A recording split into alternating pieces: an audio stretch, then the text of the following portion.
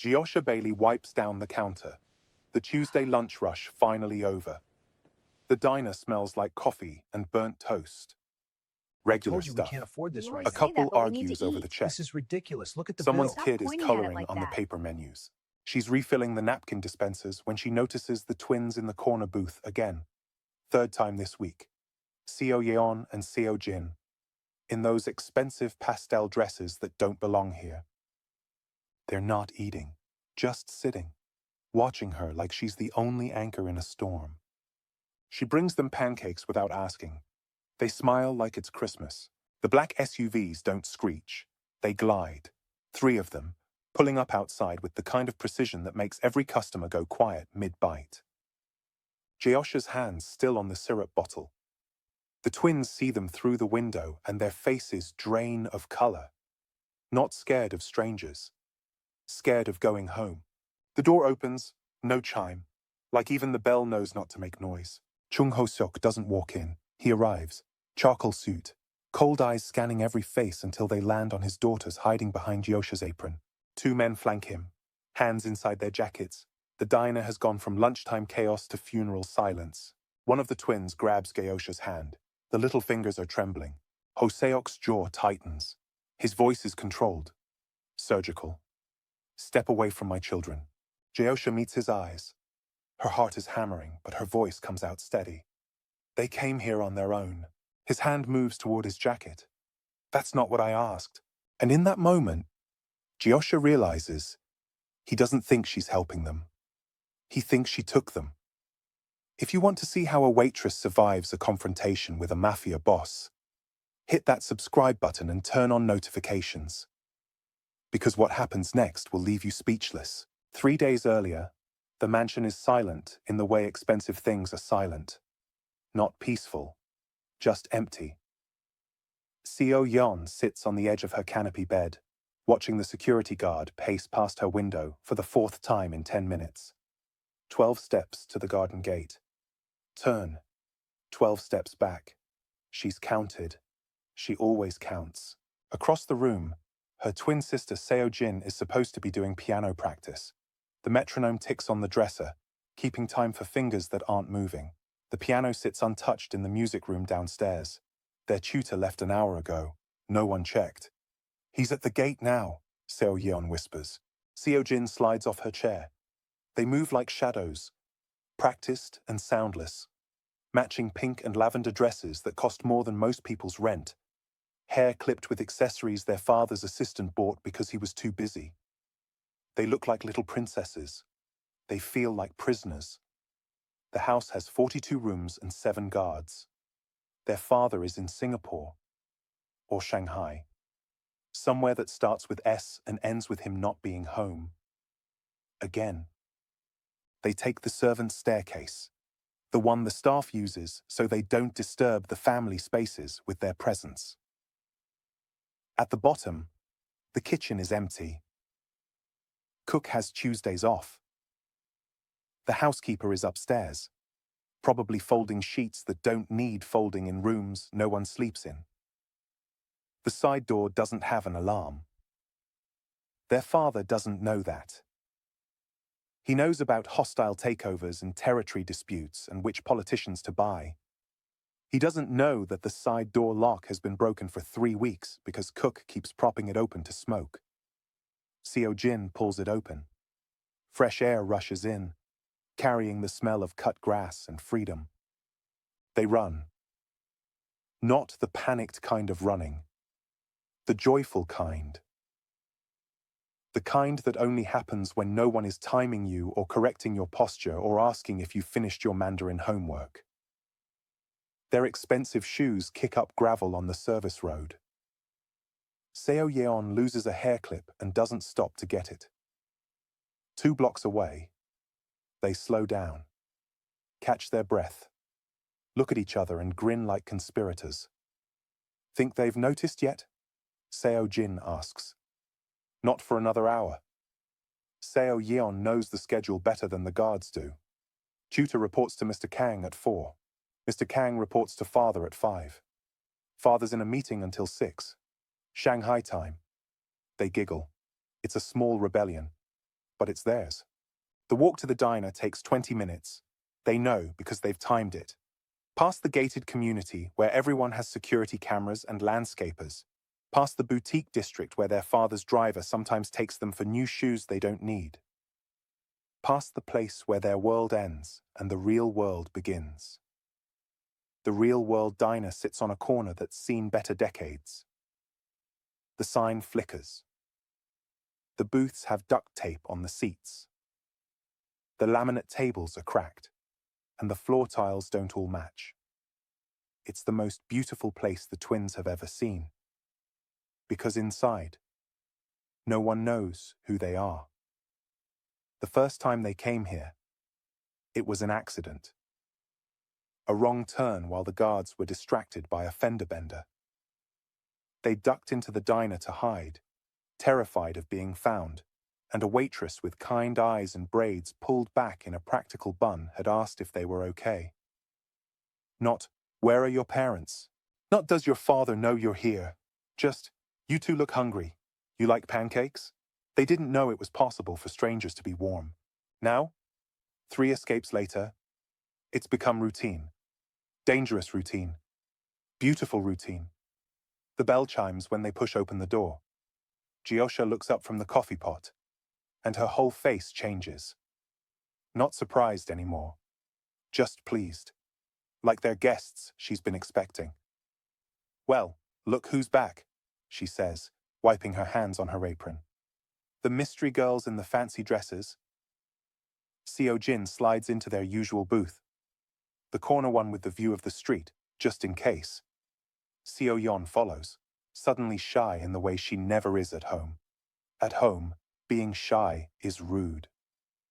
Here, Geosha just smiles and gives them space. "Pancakes?" Geosha asks, even though she already knows. "Please," they say in unison. She doesn't ask questions, doesn't pry about why 2 obviously wealthy children keep showing up alone at a diner in a neighborhood their kind usually avoid. She just brings them food, refills their water glasses, and talks to them like they're real people instead of expensive accessories. "How was your day?" Geosha asks, setting down 2 plates of golden pancakes with butter melting into rivers. Seo Yeon blinks. At home, the question is always, "How were your studies?" or "Did you practice?" Never just, "How was your day?"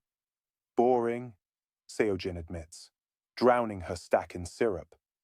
"Our math tutor sounds like a robot. And our piano teacher sighs every time we make a mistake," Seo Yeon adds. Like we're disappointing her personally. Geosha leans against the booth. And there's something in her expression. Not pity. Understanding. "Sounds like they forgot you're 8. 8-year-olds are supposed to make mistakes. That's the whole point of being 8.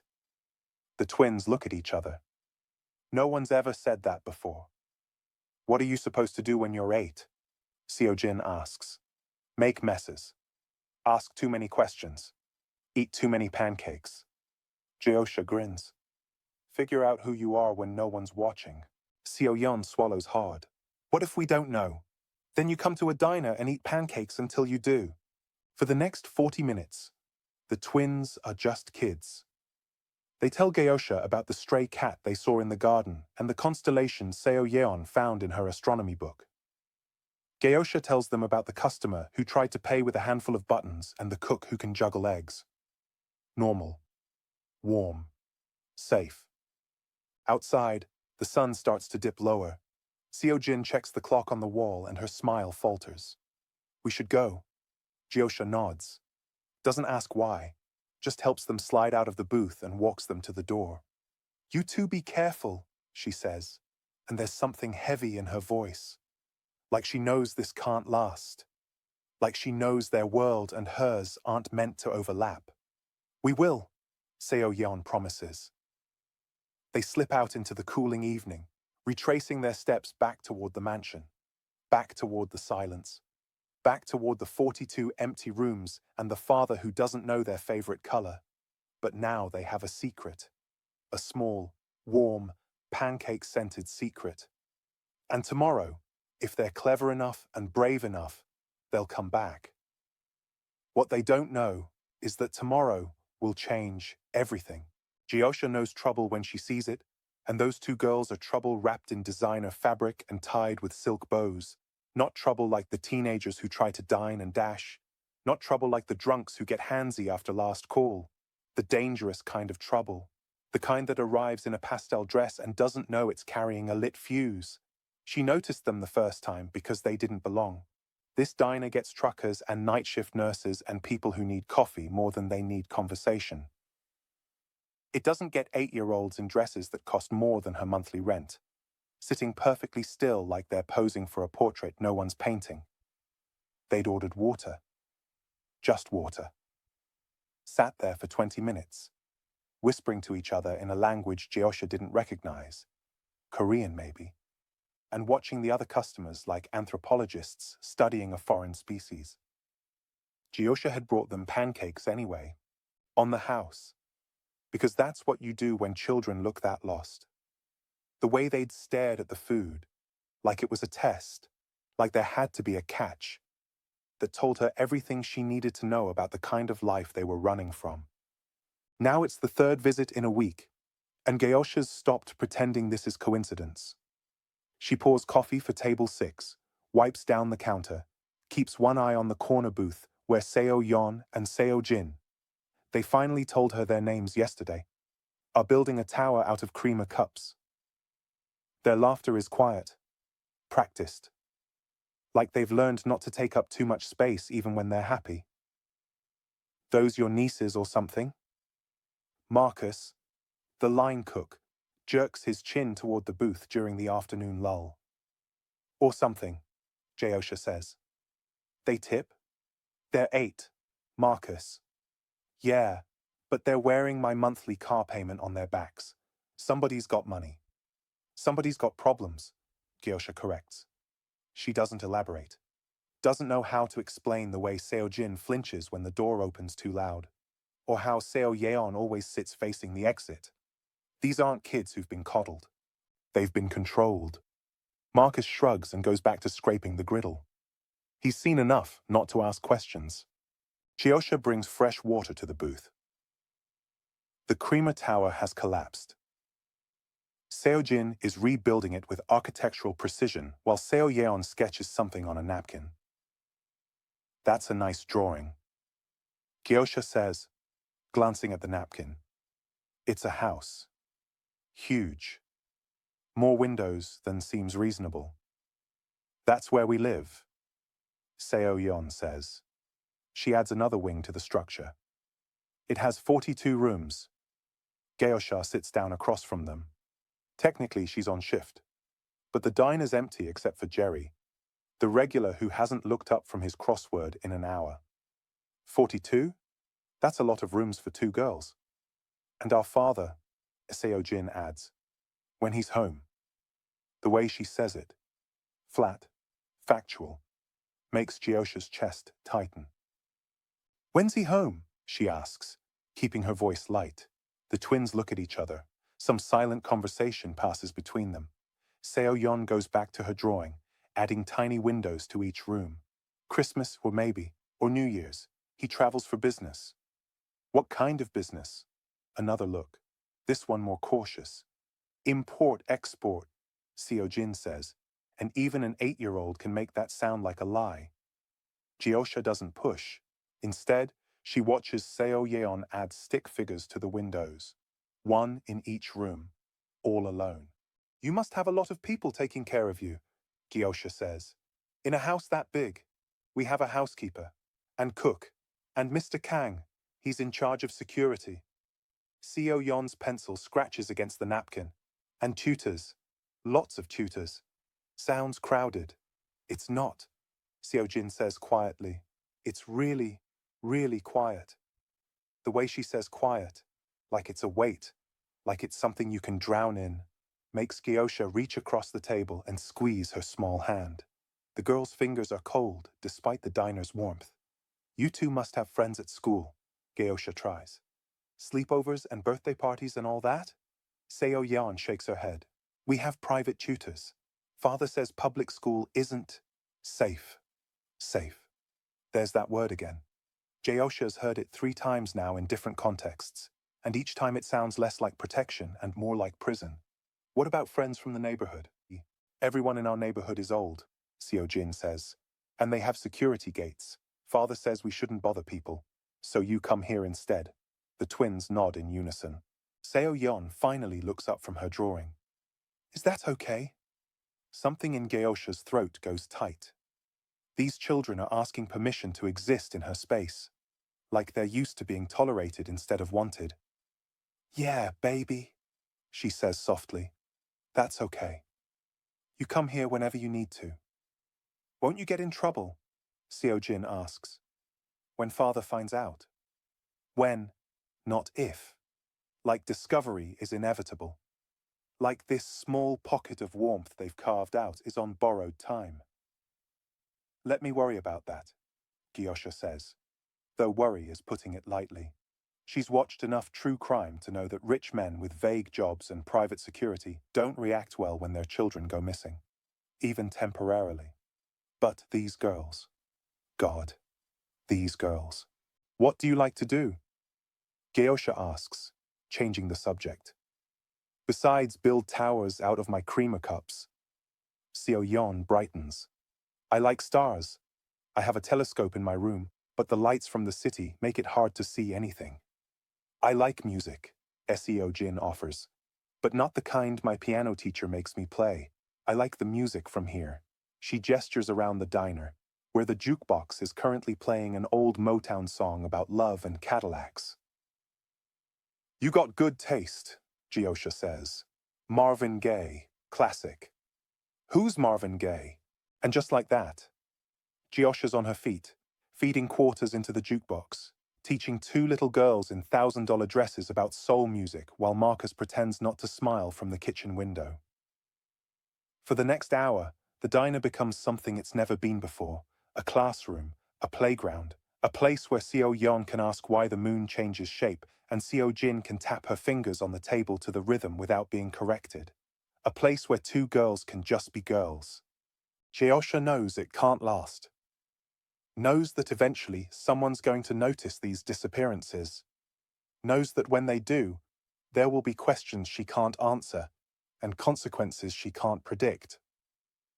But watching Seo-jin laugh, really laugh, the kind that comes from the belly, at Marcus's terrible joke about why the chicken crossed the road, Geosha decides some things are worth the risk.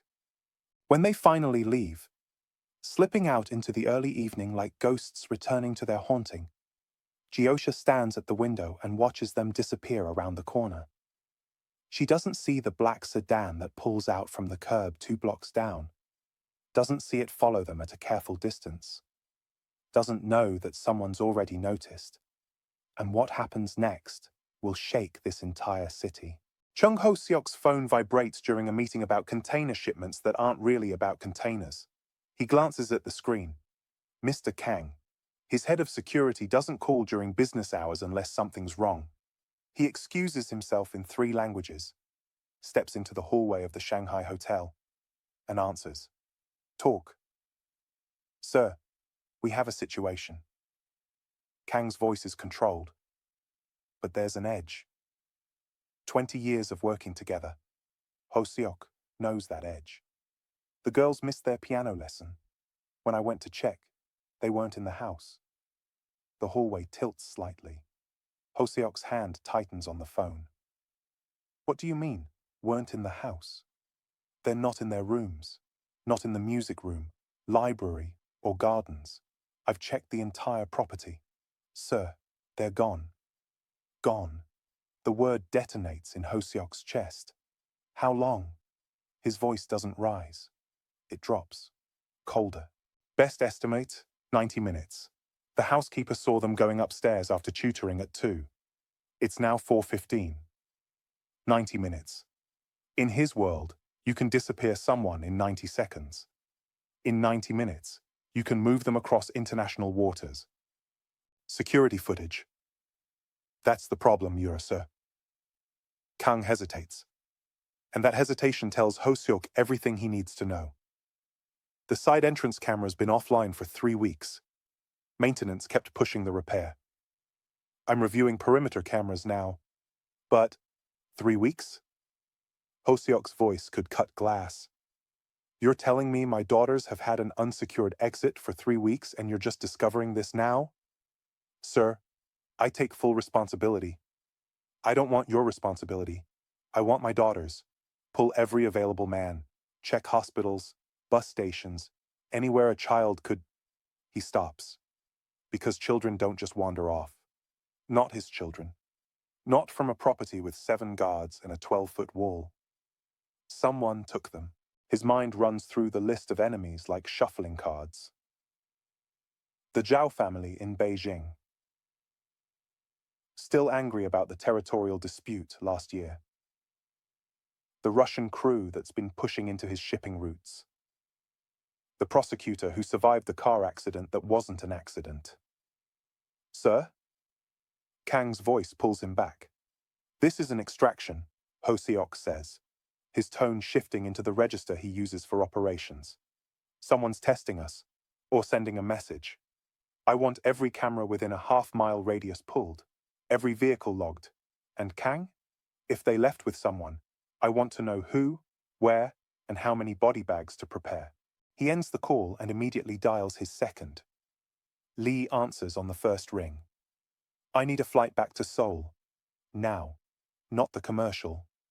The fast one. By the time Hoseok lands 6 hours later, Kang has a file waiting. Security footage from a neighbor's camera caught 2 small figures in pastel dresses walking down the service road. Alone. No visible escort. They walked out. Hoseok stares at the grainy image. Seo Yeon and Seo Jin, hand in hand, looking over their shoulders once before disappearing around the corner. They walked out of a secure compound by themselves? It appears so, home, sir. But nothing. 8-year-olds don't execute solo escapes without help. Someone gave them instructions. Someone's been grooming them. He's seen it before. The long game. Befriend the children. Earn their trust. Use them for leverage. Where did they go? Kang pulls up a map on his tablet. Red dots mark camera sightings, tracking the girl's route through the neighborhood. The trail ends 2 miles from the house, in a district Hoseok's people don't normally operate in. Too public.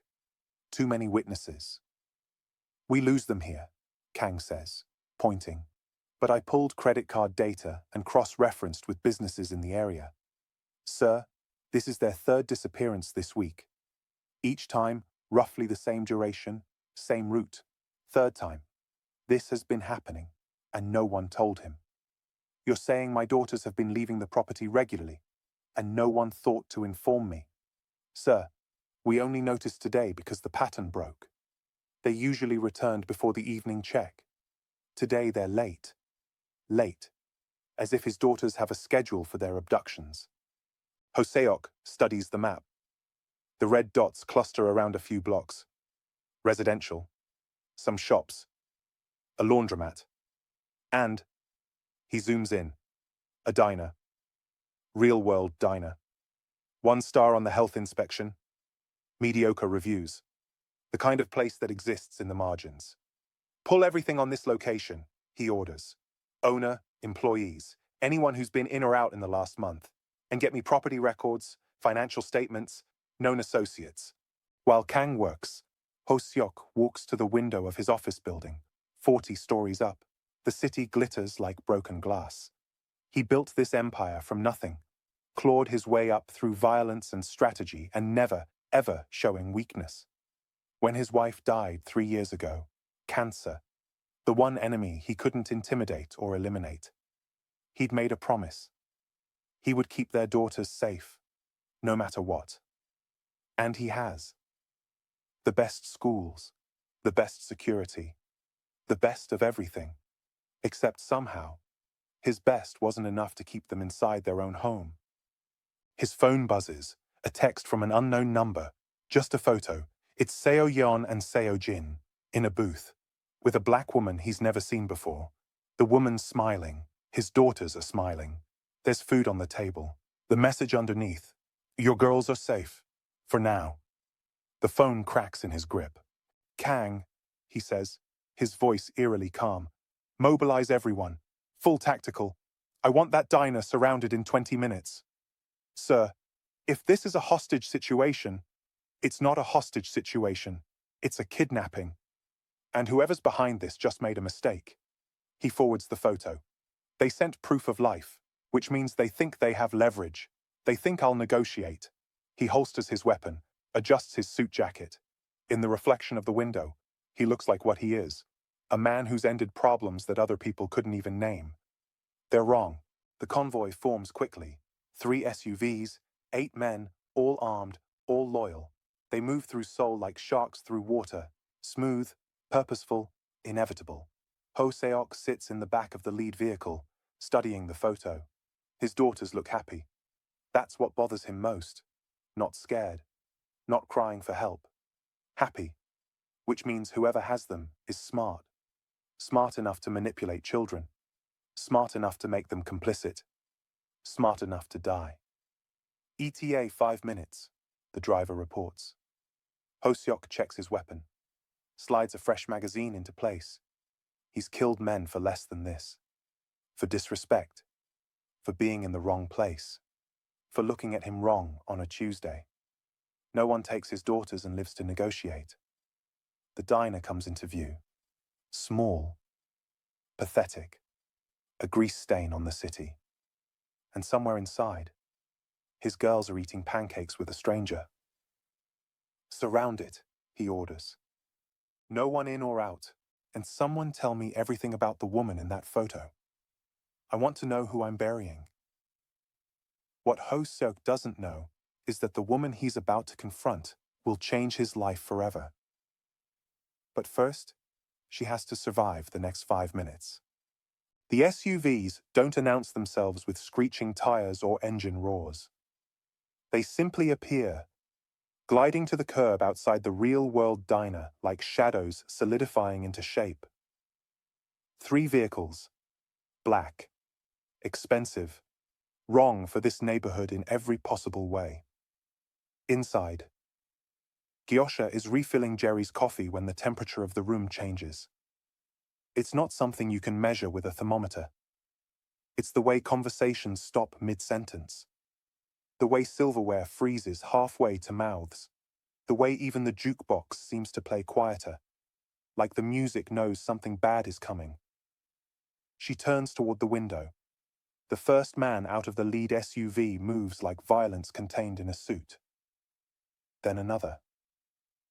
Then 4 more, fanning out with the precision of people who've done this before. Not cops. Cops announce themselves. These men are something else entirely. Mama? Seo-jin's voice is small from the corner booth. Geosha's heart drops into her stomach. She crosses to the booth in 3 strides. The twins are pressed against the back of the seat, eyes wide, faces drained of color. Not the kind of pale you get from seeing strangers. The kind you get from seeing ghosts. He found us, Seo-yeon whispers. The door opens. No chime. Like even the bell has the sense to stay silent. Chung Ho-seok doesn't walk into the diner. He manifests. Every eye in the room tracks him. The sharp cut of his suit. The cold assessment in his gaze. The way his presence seems to compress all the air out of the space. Geosha has seen dangerous men before. Had an ex-boyfriend who thought his fists made him powerful. Served customers who carried weapons and attitudes. But this man is different. He doesn't need to raise his voice or make threats. He is the threat. Every controlled breath, every measured step, every micro-expression that betrays nothing. His eyes sweep the diner, cataloging exits and occupants with mechanical efficiency, until they land on the corner booth, on his daughters, on her. Time stretches like taffy. The twins shrink further into the booth. Seo-jin's hand finds Geosha's, small fingers wrapping around her wrist. The grip is desperate. Ho-seok's jaw tightens almost imperceptibly. He doesn't rush forward, doesn't call out, just stands there, a statue carved from cold fury, while his men take positions by the door and windows. The couple at table 3 drops money on their check and leaves without asking for change. Jerry, God bless him, stays put with his crossword, but his pen has stopped moving. Marcus appears in the kitchen window, takes one look at the situation, and very wisely disappears back into the kitchen. Everyone out, one of Hoseok's men announces. Not loud. Doesn't need to be. The diner empties in 90 seconds. Jerry's the last to go, shooting Geosha a look that says he'll call someone if he can figure out who to call. Then it's just them. Geosha, the twins, and 5 men who look like they solve problems with shallow graves. Hoseok takes 3 steps forward, stops at the counter. His hand rests casually at his side, but Geosha's worked enough late shifts to recognize the posture. That's where his weapon is. Step away from my children. His voice is quiet, controlled, more terrifying than any shout. Geosha doesn't move. Can't. Seo-jin's grip on her wrist is cutting off circulation, and Seo-yeon's pressed against her other side. Trembling. They came here on their own, Geosha says. Her voice is steady. She's proud of that. That's not what I asked. His eyes, dark, calculating, empty of warmth, lock onto hers. Step away. Now. Geosha, don't, Seo-yeon starts. But Hoseok's gaze shifts to her, and the girl's voice dies. Girls, he says, and there's something beneath the ice, not warmth, but not complete emptiness either. Come here. Neither twin moves. The silence that follows is suffocating.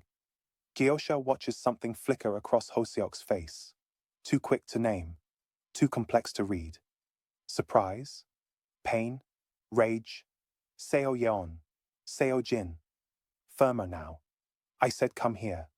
We don't want to. Seo-jin's voice shakes but holds. We want to stay with Geosha. One of the men by the door shifts his weight. His hand moves toward his jacket. Hoseok raises one finger, barely a movement, and the man freezes. You don't know what you want, Hoseok says to his daughters. Your children. You've been manipulated by...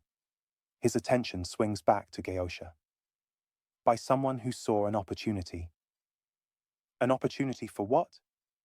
Geosha finds her voice, finds her anger. To give them pancakes? To ask how their day was? That's what you think this is? I think you saw 2 wealthy children and made a calculation. He takes another step closer. The temperature drops. How much were you going to ask for? Or were you planning to sell the information? Photos to the press? Access to my enemies? I don't know who you are. He laughs. It's not a pleasant sound. Everyone knows who I am. I serve coffee and pie. I don't keep up with... She gestures vaguely at him, at his men, at the whole terrifying apparatus of power he's brought into her diner. Whatever you are. What I am, he says, each word precisely placed, is a father who discovered his daughters have been missing for hours. What I am is a man who just received a photo of them with a stranger and a threat. What I am is someone with the resources and motivation to make problems disappear. The threat hangs in the air like smoke. Seo-yeon stands up in the booth. 8 years old, barely 4 feet tall, wearing a lavender dress with lace trim. She positions herself between Geosha and her father. She didn't threaten you, the girl says. She didn't ask for anything. She just... Her voice cracks. She just talked to us, like we're real. Hoseok stares at his daughter. Something crosses his face. There and gone. That might be hurt. Move aside. Seo-yeon. No. The word drops like a bomb. In the corner, one of the men audibly inhales. No one tells Chung Hoseok no. Geosha can see it in the way his men tense, in the way the air itself seems to hold its breath. This man has built an empire on compliance and fear, and his 8-year-old daughter just drew a line in the sand. His hand moves to his jacket. Slow. Deliberate. Geosha's heart hammers against her ribs. This is it. This is where she finds out if he's the kind of man who shoots unarmed women in diners, if he's the kind of father who would pull a weapon with his daughters watching. But Seo Jin moves too, stands up next to her sister. 2 small girls in expensive dresses, forming a human shield for a waitress who makes minimum wage plus tips. Please don't hurt her, Seo Jin whispers. Please, father, she's our friend. Ho Seok's hand stops, hovering over his jacket. His face is a mask, but something behind his eyes is cracking. Your friend.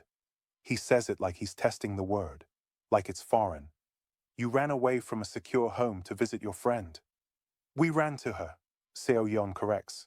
There's a difference. And there it is. The truth, stark and brutal, delivered by a child. They didn't run towards something as much as away from something. Away from him. Ho Seok's hand drops to his side. For a long moment, no one moves. No one breathes. Then he looks at Geosha. Really looks. Not the assessment of an enemy or an obstacle, but the scrutiny of someone trying to solve an impossible equation. What did you do to them?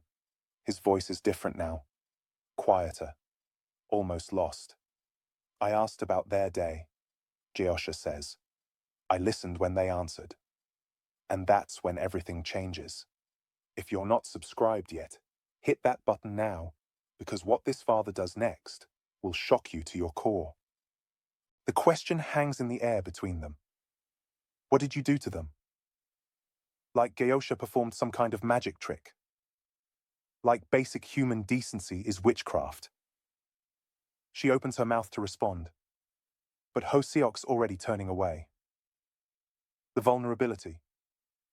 If that's what it was, shutters closed. His face returns to granite. Kang, he says without raising his voice. Retrieve my daughters. The man by the door moves immediately. Trained. Efficient. He crosses the diner in 4 strides. His eyes fixed on the booth like the twins are packages to be collected rather than children. Geosha's body moves before her brain catches up. She steps in front of the booth. Not dramatic. Not with her arms spread wide or her chin raised in defiance. Just a simple sidestep that puts her between Kang and the girls. A physical barrier. Soft flesh and a waitress uniform against a man who's clearly dealt with harder obstacles. Kang stops. Not because he's intimidated. He outweighs her by 100 pounds and probably has 3 weapons on him. He stops because he's looking at his boss for direction. Miss, Kang says, and there's almost an apology in his tone. You need to move. No, Geosha says. Simple. Final. Behind her, she feels the twins press against her legs. Small hands grip her apron, fisting the fabric like it's a lifeline. Seo Jin's face burrows into her hip. Seo Yeon's trembling so hard Geosha can feel it through her uniform. I'm not asking, Kang says. Neither am I. Kang's eyes flick to Ho Seok. Some silent communication passes between them. Ho Seok gives the smallest nod. Kang reaches for Geosha's arm. She doesn't pull away, doesn't flinch, just stands there, rooted, while his hand closes around her bicep. His grip is firm but not painful, professional, like he's done this 1,000 times, moved obstacles, cleared paths, eliminated resistance. Ma'am, I don't want to hurt you, he says quietly, almost gentle. But I will move you. Then you'll have to move me. The grip tightens. He starts to pull. Seo Yeon screams. Not loud, not theatrical. A sharp animal sound of pure terror that cuts through the diner like a blade. She wraps both arms around Geosha's waist, holding on with everything she has. Don't take her. Seo Jin's crying now, openly, tears streaming down her face. Please don't hurt her. Please. Kang hesitates. His hand loosens fractionally. Father, please. Seo Yon's voice breaks. We'll go home. We'll do whatever you want. Just don't. Step aside, Kang. The voice cuts through the chaos. Ho Seok. He's moved closer without Geosha noticing, now standing just 10 feet away. Close enough to see the tear tracks on his daughter's faces. Close enough to see them clinging to a stranger like she's the only solid thing in their world. Kang releases Geosha's arm and steps back. Ho Seok studies the tableau. His daughters, terrified. The waitress, defiant. The equation that doesn't add up. You're protecting them, he says to Geosha. It's not a question. It's an observation. Like he's trying to understand a concept that doesn't translate. From me. I'm protecting them from being dragged out of here like criminals, Geosha corrects. Her heart's trying to beat its way out of her chest, but her voice stays level. They're scared. They're children. You can't just, I can do whatever I want. He says it matter-of-factly. Not a boast. A statement of reality. This is my city. This is my... He stops himself. They are my daughters. Then act like their father instead of their warden. The words are out before Geosha can stop them. Reckless. Stupid. The kind of thing you say when adrenaline overrides survival instinct. The room goes absolutely still. One of the men by the window shifts his weight. His hand moves to his jacket. The movement is subtle, practiced, but Geosha sees it, sees the outline of the weapon beneath the fabric. Ho Seok raises his hand. Not a big gesture, just 2 fingers. The man's hand stops mid-reach. You have courage, Ho Seok says to Geosha, or you're exceptionally stupid. I haven't decided which. I'm a waitress who makes $9.50 an hour, Geosha says. I've got nothing you want and nothing to lose. So yeah, maybe I'm stupid. But I'm not going to watch you terrify 2 little girls who just wanted pancakes. They wanted more than pancakes. His jaw tightens. They wanted to escape. From me. It's the first true thing he said. The admission hangs between them, raw and painful. Maybe ask yourself why, Geosha says quietly. His eyes flash. For a second. Just a second. She thinks she's gone too far. Thinks the man by the window is going to move again, and this time Ho Seok won't stop him. But then Seo Yeon speaks. We're sorry, father. Her voice is small, muffled against Geosha's side. We didn't mean to make you angry. We missed you. And you're never home. And the house is so quiet and... She's sobbing now, words tumbling out between hiccups. We just wanted someone to talk to. Ho Seok's face does something complicated. A muscle in his jaw twitches. His hand curls into a fist at his side, then slowly unclenches. You have tutors, staff, everything you need. We don't need stuff, Seo Jin says, lifting her tear-stained face from Geosha's apron. We need you. The words land like bullets. Geosha watches them hit, watches Ho Seok absorb the impact. His expression doesn't change. Too controlled, too practiced. But something behind his eyes fractures. I provide for you, he says. And there's something almost desperate in his tone. I protect you. Everything I do. You built us a prison, Seo Yeon interrupts. A really big, really nice prison. Silence. One of the men coughs, shifts uncomfortably. This is clearly above his pay grade. Ho Seok looks at his daughters. Really looks. Like he's seeing them for the first time. Not as assets to protect or liabilities to manage. As people. Small, scared people who've been trying to tell him something he wasn't willing to hear. His hand moves to his jacket. Geosha's breath catches. Every muscle in her body tenses. Seo-jin whimpers. Seo-yeon squeezes her eyes shut. This is it. The moment where he decides if violence is the answer to whatever impossible question his daughters have posed. The weapon clears his jacket. Slow. Deliberate. Geosha considers running. Considers screaming. Considers all the ways this ends badly. But the twins are still holding on to her and she won't leave them. So she stands there, waiting. Ho-seok looks at the gun in his hand, then at his daughters, then at the gun again. And for the first time since entering the diner, he looks uncertain. Sir, Kang says quietly. A warning or a question? Geosha can't tell. Ho-seok's finger rests along the trigger guard, not on the trigger. Not yet. His breathing is controlled, measured, but his hand is shaking, barely, almost imperceptible. But it's there, a crack in the armor. You don't know what you're asking me to do, he says, and Geosha realizes he's not talking to her anymore. He's talking to his daughters, the world I live in, the things I've done to keep you safe. We never asked you to do those things, Seo-yeon whispers. The gun wavers. What happens in the next 60 seconds will either end in tragedy or transform everything. Keep watching. Ho-seok holsters the weapon. The movement is slow, deliberate, like he's negotiating with himself about whether this is weakness or wisdom. The gun disappears back into his jacket, but his hand lingers near it.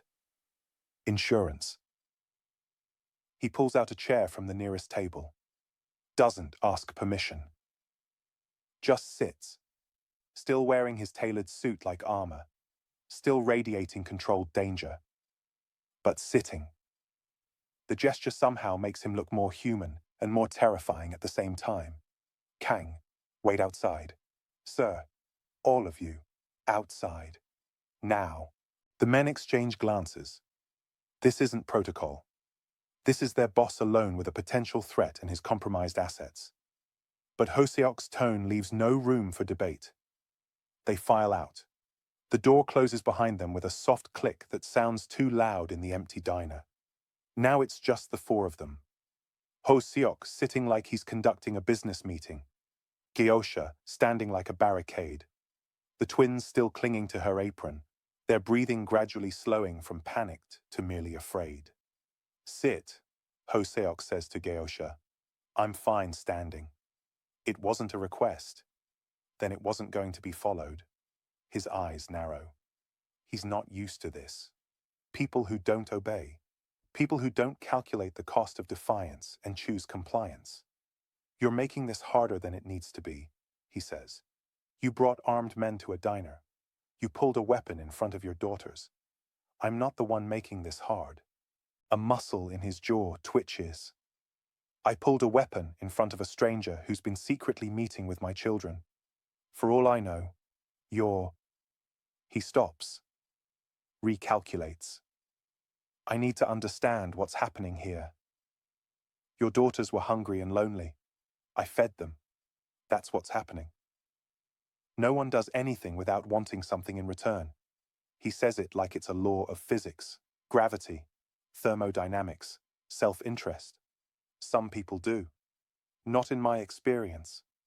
Then you've had a sad life. The words land harder than she intended. Ho-seok goes very still. When he speaks again, his voice is colder. Let me ask you differently. He leans forward, elbows on his knees, hands clasped. The posture of a man who's interrogated people before. What do you want? Money. I can transfer any amount you name to an account by morning. Protection. I can make sure no one in this city ever bothers you again. A better life? I own buildings, businesses, opportunities. Geosha looks at him. Really looks. Sees a man who's spent so long speaking the language of power and transaction that he's forgotten other languages exist. I want you to leave them alone, she says quietly. Excuse me? For the next 10 minutes. I want you to walk outside, wait in your fancy car, and leave them alone. Let them finish their pancakes. Let them be kids without someone timing them or testing them or preparing them for a war they didn't sign up for. He stares at her like she's speaking a foreign language. That's what you want? 10 minutes? That's what they need. You're not answering my question. His voice sharpens. What do you want? What's your endgame? Are you working with someone? Did the Zhao family send you? The Russians? I don't know who those people are. Everyone knows. I'm a waitress. Geosha's exhaustion breaks through. She's been standing for 6 hours and her feet hurt, and there's a crime boss interrogating her about international conspiracies. I work doubles on weekends. I take night classes at community college. I eat ramen 4 nights a week because that's what I can afford. I don't know about your families or your territories or whatever game you're playing. I just know 2 little girls who looked hungry. So you fed them. He says it slowly, testing each word for hidden meaning. Out of the goodness of your heart. Yes.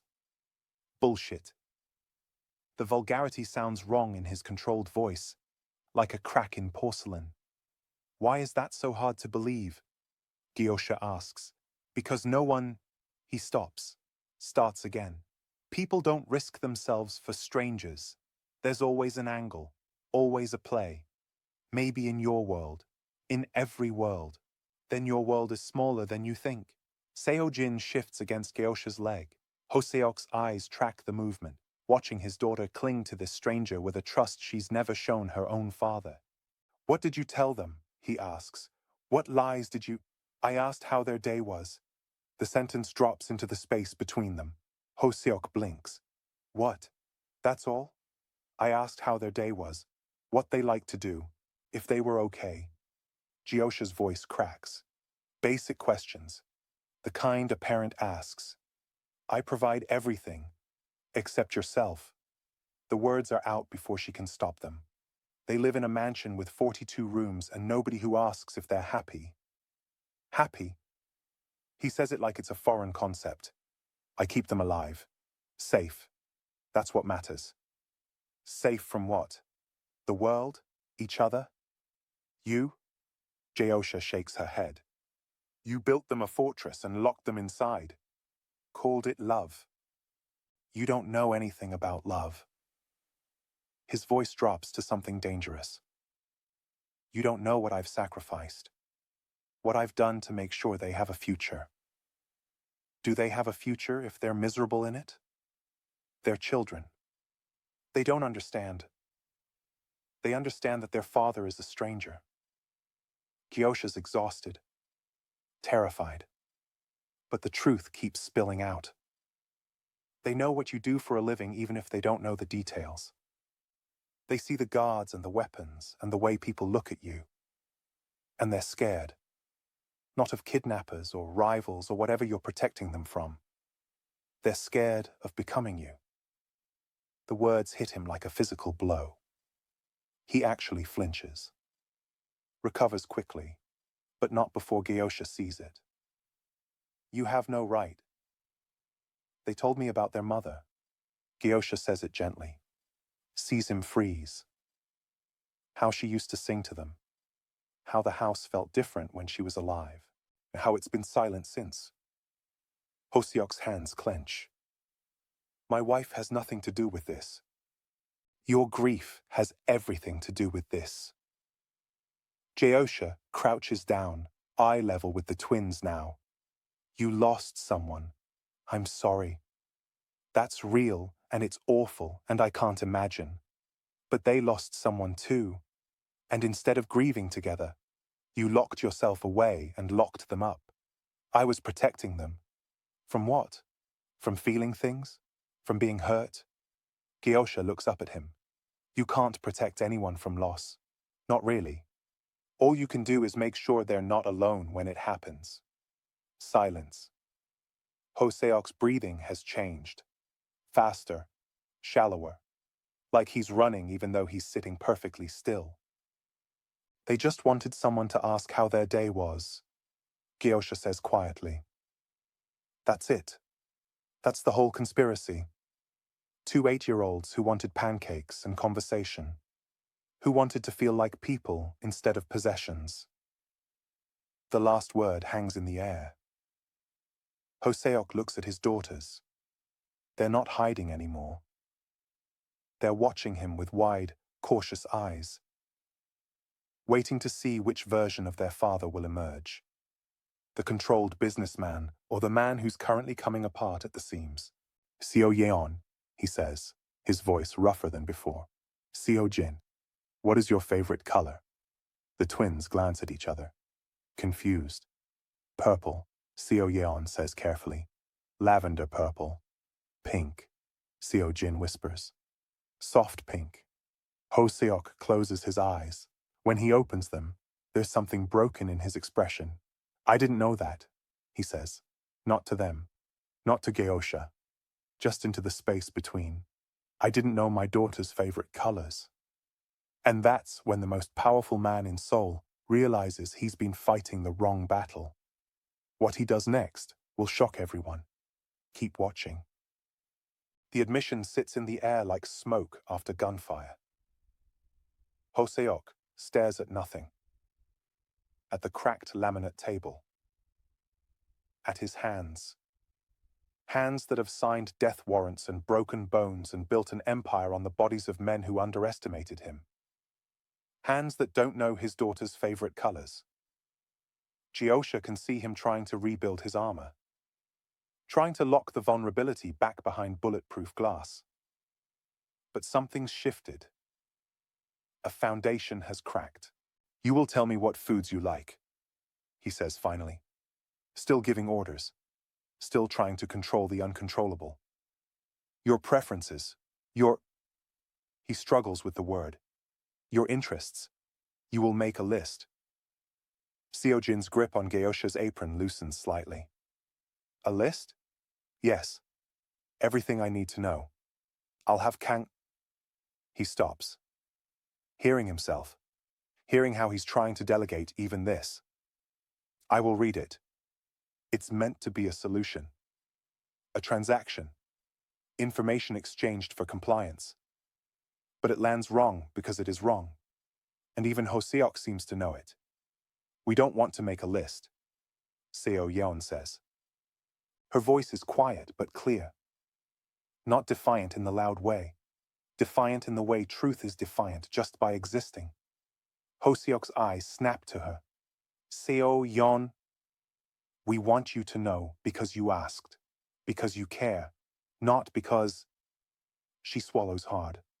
Not because it's information for a file. I'm trying to... His jaw works. I'm trying to fix this. You can't fix us like we're broken. Seo Yeon's voice trembles but doesn't break. We're not broken. We're just lonely. The word lonely hits him visibly. He leans back in the chair like she's shoved him. You have everything, he says. Tutors. Lessons. The best education money can. We know our multiplication tables in 3 languages. Seo Yeon interrupts. We can play Chopin. We understand economic theory. But we don't. Her voice cracks. We don't know what it feels like to be hugged anymore. Silence. Devastating. Complete silence. Geosha can see Hoseok's throat work.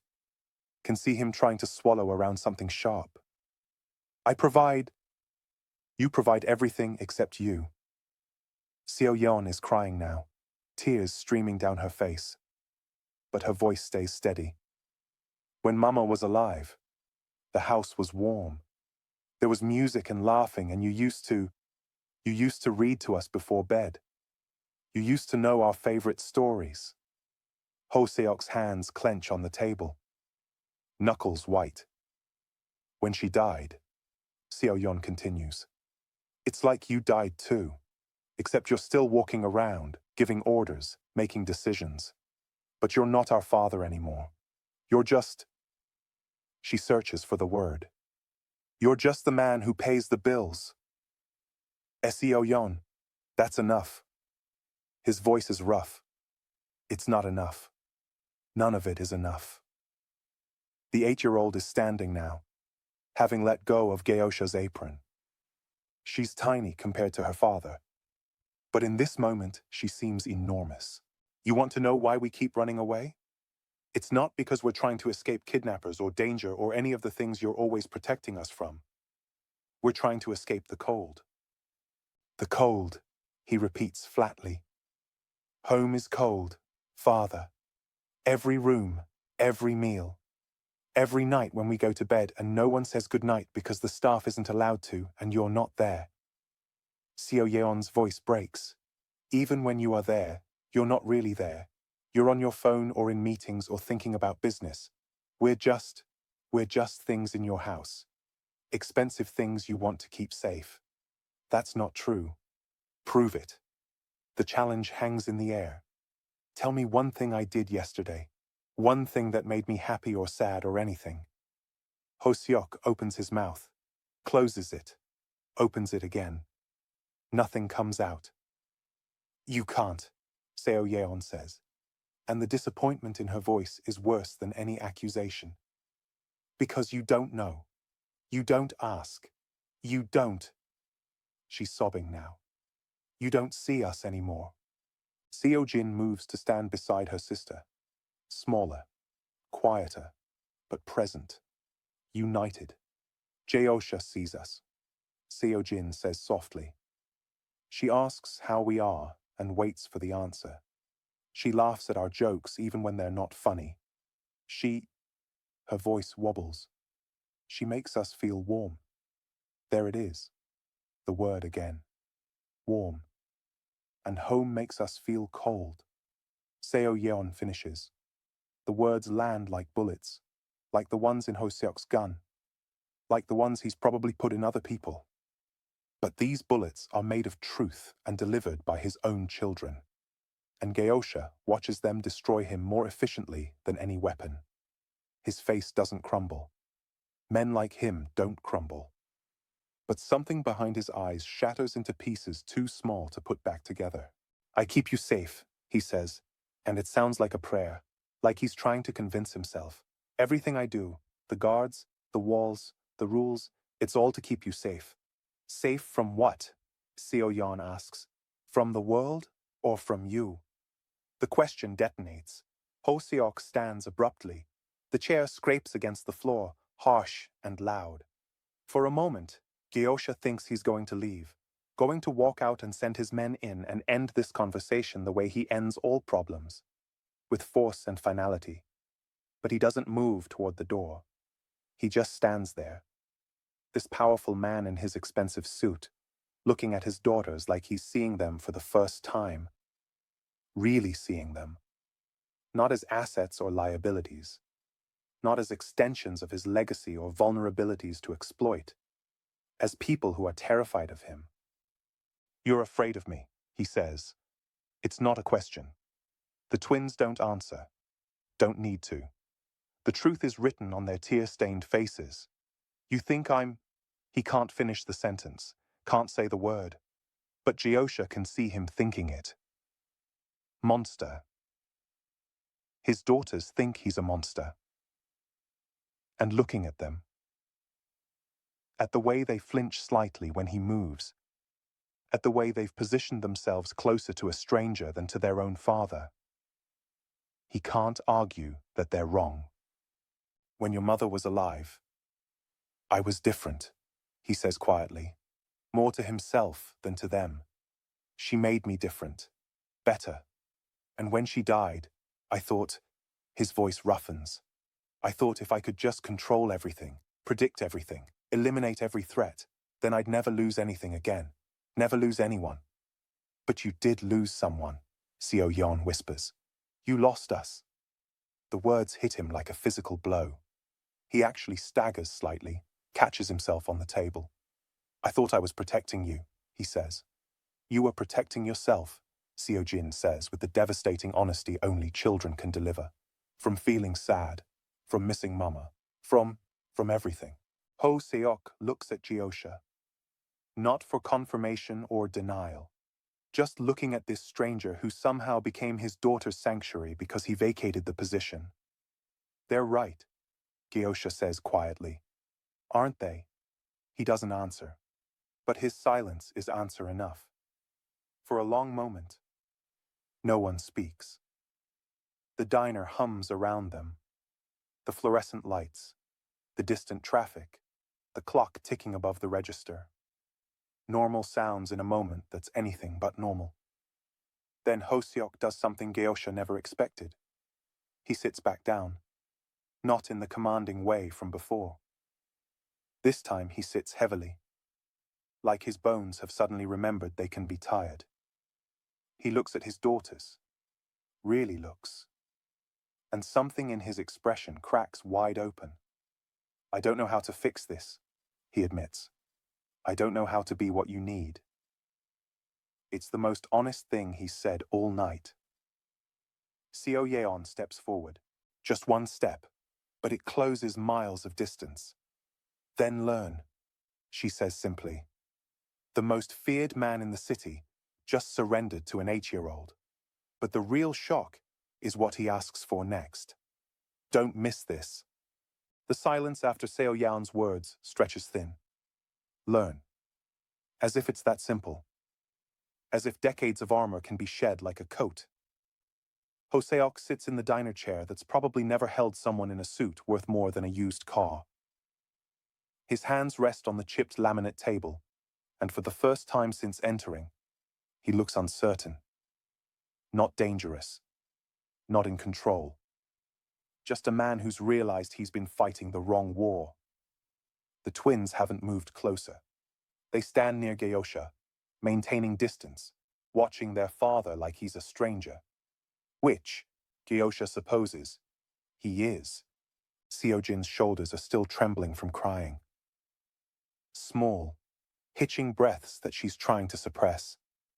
The kind of crying children do when they've learned that showing emotion has consequences.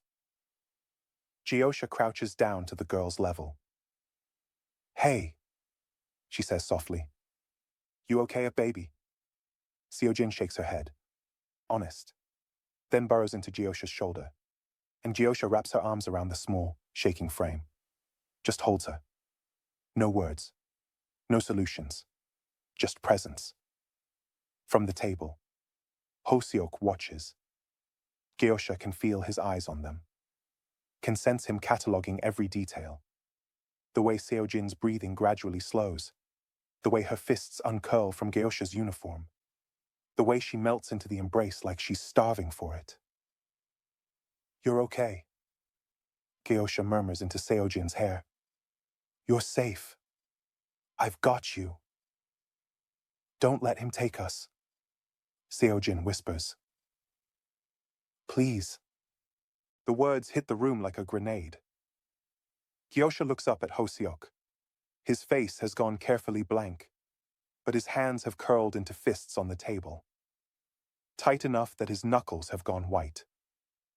Seojin, he says. His voice is controlled, but something underneath it is breaking. I'm your father. I'm not going to... He stops. Restarts. You don't need to be afraid of me. Seojin doesn't answer, just holds onto Geosha tighter. The power dynamic has shifted so completely that Geosha can see Hoseok struggling to understand it. He walked in here as the alpha predator. The man with weapons and resources and the ability to make problems disappear. Now he's sitting at a table, watching his daughters choose a minimum wage waitress over him. And all his power means nothing. Money can't buy what's happening in this moment. Can't purchase the trust that's been shattered. Can't force love where there's only fear. Seoyeon moves closer to her sister and Geosha. Not as frightened as Seojin, but still cautious. Still keeping distance from her father. We're not trying to hurt you, Seoyeon says to him. We needed somewhere to breathe. Hoseok's jaw works. Your home should be where you breathe. It's where we hold our breath, Seoyeon corrects quietly. waiting for the next rule, the next lesson, the next. She trails off. The next disappointment. Hoseok finishes, his voice hollow. Is that what I am to you? A disappointment? No. Seo-yeon's eyes fill with tears again. You're an absence. You're the shape of what we lost when Mama died. We didn't just lose her. We lost you too. The words settle over the diner like ash. Geosha stands slowly, still holding Seo-jin, who's now calm enough to rest her head on Geosha's shoulder. She meets Hoseok's eyes, sees something she didn't expect to see in a man like him. Devastation. How did you do that? He asks. Not aggressive, genuinely asking. Do what? Calm her. She hasn't. He stops himself, starts again. When she's upset at home, she cries for hours. The staff doesn't know what to do. I don't. The admission costs him. I don't know what to do. I held her, Geosha says simply. That's all. That's all, he repeats, like it's a foreign concept. Sometimes that's everything. Hoseok stares at his daughter in Geosha's arms. The daughter who stopped crying the moment a stranger offered comfort. The daughter who's never stopped crying for him because he's never thought to offer the same. I've given them everything, he says. Not defensively, like he's trying to solve an equation that doesn't add up. The best education, the safest home, every advantage. You gave them everything except what they actually needed, Geosha says. Not unkindly. Just truthfully. You built them a museum and called it a home. He flinches. I don't know how to be. He gestures vaguely at Geosha, at the way Seo-jin trusts her, at the warmth that exists in this shabby diner that doesn't exist in his mansion. This. Then you learn, Geosha says, echoing Seo-yeon's words. You start small. You ask questions. You listen to answers. You sit with them when they're sad instead of hiring someone else to do it. I'm not good at. He stops, tries again. My work requires distance, control. Emotion is human, Geosha finishes. Emotion is human, and these are your children, not your employees. Seo-jin lifts her head from Geosha's shoulder, looks at her father with red-rimmed eyes. You used to read to us, she says quietly, before Mama died. You did all the voices. You made us laugh. Something crosses Hoseok's face. Memory. Pain. Loss. I remember, he says softly. We still have the books, Seo-yeon adds. In our room. We kept waiting for you to come back and finish the stories, but you never did. I thought, his voice roughens, I thought if I kept busy enough, stayed focused on protecting you, providing for you, I wouldn't have to feel. He can't finish. Wouldn't have to feel sad, Seo-yeon supplies. We know, but we're sad too, Father. And we're sad alone because you won't let us be sad with you. Geosha watches Hoseok process this. Watches a man who's built an empire on control realize that the things that matter most can't be controlled, can't be bought or intimidated or managed. They can only be felt. I don't know if I can be what you need, he admits. The vulnerability in his voice is startling. I've been someone else for so long. We don't need you to be perfect, Seo-yeon says. We just need you to try. Hoseok looks at Geosha. What you do with them. This. He gestures at the comfort, the ease, the natural warmth. Can it be taught? Geosha shifts Seo-jin's weight on her hip. It's not a skill set. It's a choice. You choose to show up. Choose to be present. Choose to let them see you're human too. Human, he repeats. Like it's a weakness he spent years eliminating. Yeah, human, flawed, sad. Missing their mother just like they are. Geosha's voice gentles. You can't protect them from grief, but you can stop making them grieve alone. Hoseok's hands uncurl on the table. Slowly. Like he's releasing something he's held too long. He swallows. If I tried, if I did this wrong, made mistakes, then you'd be like every other parent on the planet, Geosha says. Welcome to the club. For the first time since entering the diner, the corner of Hoseok's mouth twitches. Not quite a smile, but close. I have people who handle. You can't outsource being a father.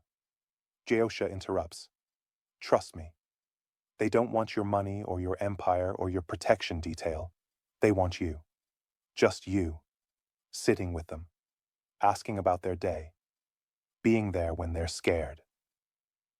I'm not good at being there, he admits. Then get better. The words hang between them. Simple. Impossible. Necessary. Hoseok looks at his daughters, both of them watching him with cautious hope, like they want to believe this moment is real, but have learned not to trust that things can change. I don't know how to start, he says quietly. Seo Yeon takes one small step toward him. Just one. Ask us how our day was. Such a simple thing. Such an impossibly difficult thing for a man who's forgotten how to ask questions that don't come with agendas. Hoseok looks at his daughter. This 8-year-old who's braver than most of his enforcers. How was your day? He asks. The words are stiff, unpracticed, but they're there. It was scary, Seo Yeon says honestly, but it ended better than I thought it would. And maybe, Geosha thinks, that's enough for now. But this story isn't over yet. What Hoseok does next will either change everything or destroy what little progress they've made. The final chapter will leave you speechless. The question sits in the diner air between them. How was your day? 3 weeks ago, Hoseok wouldn't have known why it mattered. Now he's watching his daughter's face carefully, like he's trying to memorize the answer. Geosha sets Seojin down gently. The girls stopped crying, though her eyes are still red-rimmed.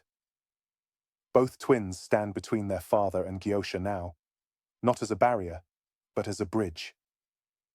Hoseok's phone buzzes. Then again. He glances at it reflexively.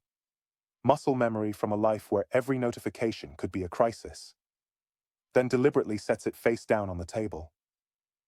The gesture is small, but Geosha sees Seo Yeon notice.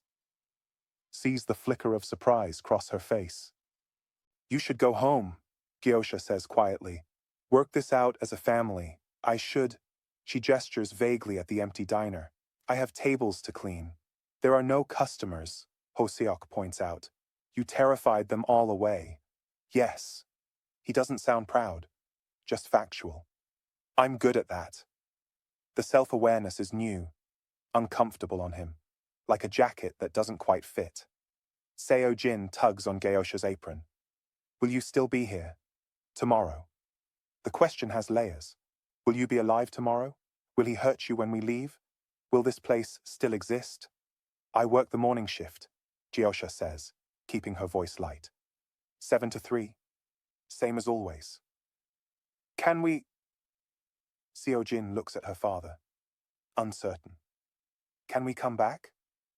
Hoseok's jaw tightens. Geosha can see him wanting to say no. Wanting to lock his daughters back in the fortress and eliminate this variable he can't control. But something stops him. Maybe the memory of Seo Yeon's words. Maybe the realization that saying no will only push them further away. We'll discuss it, he says finally. It's not a yes, but it's not a no. For a man like him, it might be progress. Geosha nods. Okay then. You should. I want to hire you. The words cut through her sentence. Geosha stares at him. Excuse me? I want to hire you, Hoseok repeats. He's shifted back into business mode, but there's something different underneath it. Less transaction, more desperation. Name your price. Whatever you're making here, I'll triple it, quadruple it. To do what exactly? Geosha's voice is careful. To teach me. The admission costs him. She can see it in the way his shoulders tense. To help me. He looks at his daughters. To help me be what they need. Geosha laughs. Can't help it. The sound is sharp and slightly bitter. You want to pay me to teach you how to be a father? Yes. That's not how it works. Everything works that way, he says. If you have the right resources, you can't buy this. Geosha cuts him off. You can't hire someone to love your kids for you. I'm not asking you to love them for me. His voice roughens. I'm asking you to show me how. Because clearly I've forgotten. Or maybe I never knew. And he looks at Seo Yeon and Seo Jin. They deserve better than what I've been giving them. The honesty in his voice is startling. Geosha studies him. This dangerous man in his expensive suit, asking a waitress to save him from himself. I'm not a therapist, she says, or a governess. I serve coffee and eggs.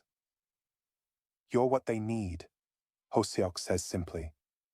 That's worth more than any credential. You're asking me to come work in your world. Geosha's voice hardens. The one with guards and guns and whatever it is you actually do for a living. I'm not interested in... Not as staff, he interrupts. Not as an employee they'll dismiss when I'm traveling. As... He struggles with the word. As family. Someone permanent. Someone who stays. The offer hangs in the air like smoke. You're serious, Geosha says. I'm always serious. You just met me. You thought I kidnapped your daughters an hour ago. I was wrong. The admission seems to physically hurt him. About a lot of things. But I'm not wrong about this. They need you. And He stops. Restarts. I need help. I don't know how to do this alone. Seo Yeon's hand finds Geosha's. Small fingers curling around hers. Please, the girl whispers. Please, say yes. Geosha looks down at her. At both of them. These two small girls who ran away from a mansion to find pancakes and warmth. Who chose a stranger over their own father because the stranger knew how to ask simple questions. I'd have conditions, Geosha hears herself say. Hoseok straightens. Back in negotiation territory. Familiar ground. Name them. I'm not teaching them to be afraid. Or teaching them your business. I'm teaching them to be kids. Agreed. And you participate. This isn't me raising them while you travel. You show up. You learn. You try. His jaw works. I have obligations. Things I can't simply... Then we have no deal. The silence stretches.